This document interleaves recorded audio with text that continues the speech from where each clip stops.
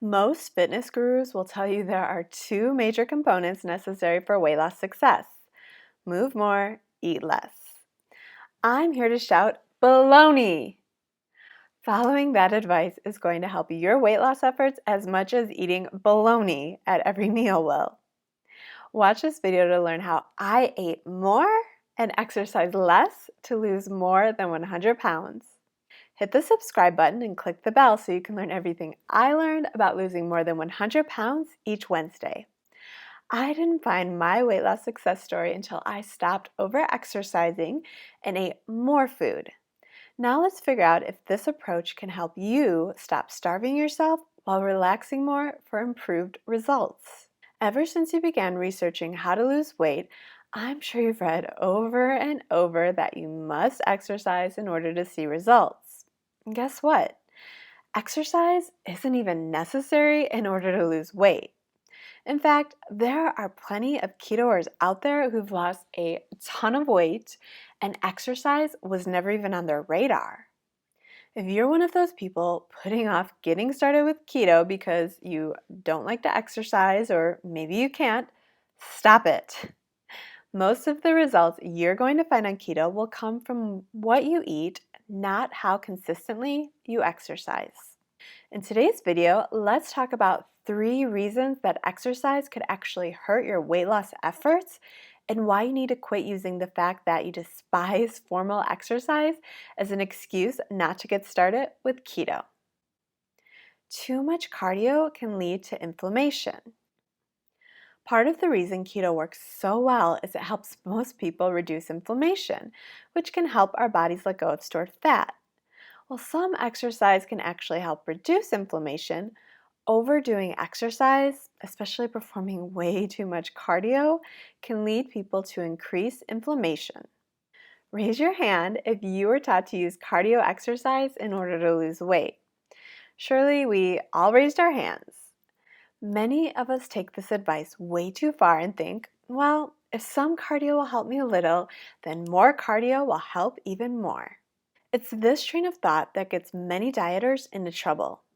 They're all about the disproving calories in versus calories out method. Yes, I just called that a disproven method. Surely you're in shock right now, so let me give you a moment to pick your jaw off the floor before I expand more on that point. If you love cardio, I'm not telling you to stop altogether, as some cardio can be helpful in your fat loss attempts since maybe it'll help bring your stress levels down, which in turn can help with fat loss.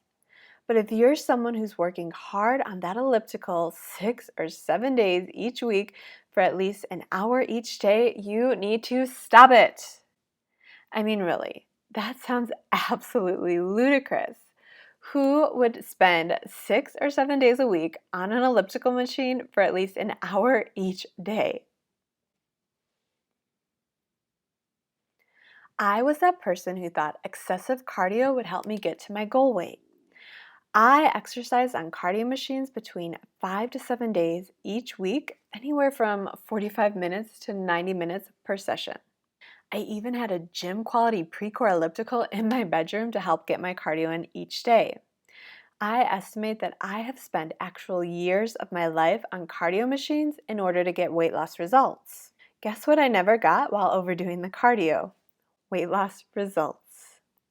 Sure, sometimes I'd lose weight, but it was never easy and it never sustained long term. I'd consistently lose the same 20 to 50 pounds year after year following this burn more than I eat approach to weight loss. The problem? I also consistently regained the weight that I lost year after year following this method. Following this outdated advice led to a vicious yo-yo dieting cycle for me. It wasn't until I gave up overexercise and low calorie consumption as a way of life that I finally saw lasting results. In fact, once I moved across country and traded in my elliptical for a few walks each week, that's when the fat I wanted to lose just fell off for good. This brings me to the next reason exercise is not necessary for weight loss. Calories in versus calories out has been disproven. Did you know that if you eat more calories than you burn, your body will do its best to compensate for the extra calories you take in? Perhaps you'll fidget more, or maybe you'll even be inspired to get up and clean your house. If you take in less calories than you burn, your body will attempt to automatically adjust to this as well. Maybe instead of being inspired to clean the house, you'll feel lethargic and just sit around all day watching episodes of Roseanne. Our bodies like homeostasis, and they will do what they can to maintain equilibrium between independent elements like calories in versus calories out. This has actually been known for a long time, but calories in versus calories out is a myth that just won't die. People still faithfully follow eating less than they burn in order to lose fat, but many never seem to get the results that they're seeking. Strange, huh? In fact, those who try to outsmart their bodies with too much exercise could be doing more harm than good by eating too little and exercising too much to lose fat. This could result in your body thinking that a famine is on the way. Your body will actually hold on to stored fat as best as it can since you're not eating enough to survive that famine that surely is right around the corner. I mean, there must be a famine since you're not even taking in enough calories for basic human functions, right? Our bodies haven't evolved to our current world where there's a fast food chain pretty much on every corner. The evolution of our bodies are still back in the caveman days when food was hard to come by. Now, back in these days, if people were limiting calories, it really wasn't on purpose in order to lose a few pounds. This signaled to their bodies that food was scarce, so they needed to hold on to their stored fat until food was more readily available. If your focus is still on eating less calories than you can burn, you could be spinning your wheels on more than just the stationary bike that you're riding in your fat loss attempts. Let me know in the comments if you still believe in the calories in versus calories out method for weight loss for sustainable results. While you consider if this really is a viable method, let me get to reason number 3 that exercise isn't necessary for weight loss and how it could even stall your results. If you're new to exercise and you try to do too much right away, right from the start, this can result in an injury. As a former overexerciser, I'm actually surprised to learn just how many dieters lead a sedentary lifestyle. I thought everyone got the message that we need exercise in order to lose weight, yet I've seen Keto Decoded member after Keto Decoded member let me know that they actually lead a sedentary lifestyle and still hope for their weight loss dreams to come true. I had to back down my very general advice to exercise less because for those who lead a sedentary lifestyle, the opposite advice can be true. Okay, I understand that I probably just confused you. No, I don't believe exercise is absolutely necessary for weight loss. Plenty of people can change the way they eat and see the success they want. However, I do believe exercise is necessary for overall health. In fact, some easier forms of exercise, like a simple fasted walking routine, can lead to increased feel-good ketones. This could help make following a keto lifestyle easier for you. So while I'm saying too much exercise can stall your results, at the same time, I'm not saying exercise isn't great for overall health purposes, because it is.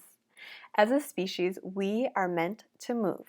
With that being said, if you're currently leading a sedentary lifestyle and you attempt exercise routines that you're not ready for because Jillian Michaels told you this is what you need to do in order to lose weight, please quit listening to Jillian Michaels.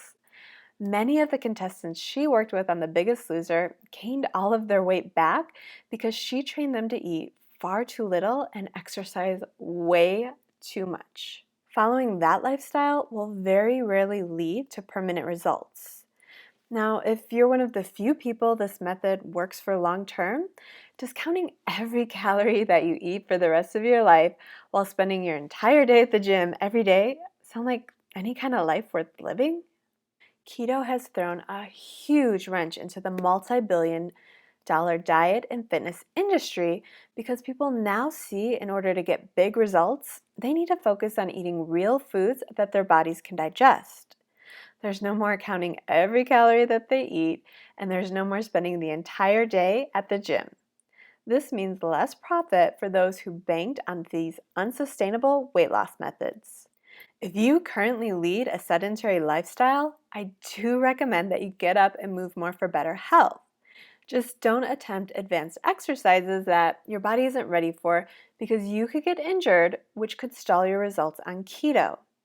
If your body has an injury from attempting too much exercise all at once, then your body's primary focus is going to be to heal the injury, not burn stored fat. Wow, this video has really been chock full of valuable exercise truths that took me decades to learn.